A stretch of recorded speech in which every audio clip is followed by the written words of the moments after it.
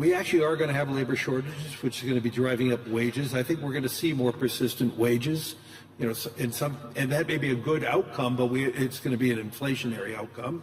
We're going to have material shortages with all this building out. And so I think we are somewhat complacent that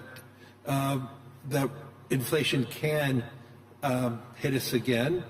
But I would also say, if you look at where the bond market was even a year and a half ago, when we were experiencing very elevated inflation, we had a very inverted yield curve. The short rates were higher than the long rates. What we are seeing now is the normalizing of the yield curve, but I also believe we're going to have a much more steeper yield curve, and that's a function of forward inflation expectations.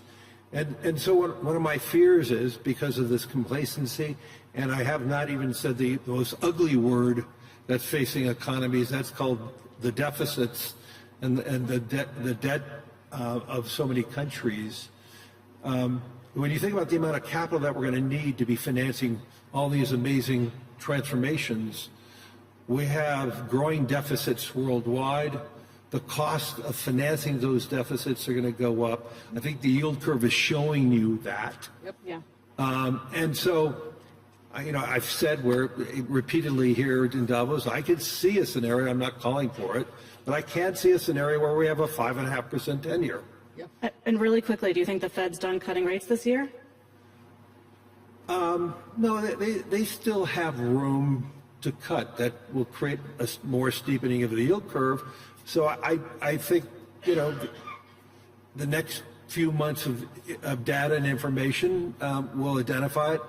I would say to you the economy is very strong. It was very strong in the fourth quarter. And the evidence that we are hearing from different corporations, that business is strong already in the first quarter. And so we have, and you see that in the labor statistics now. So they may pause for another period of time, and they may ease a little bit. I'm not worried about the short-term moves, but over the next year, if all this materializes, could they revert and go back up? Possibly. Rate hikes.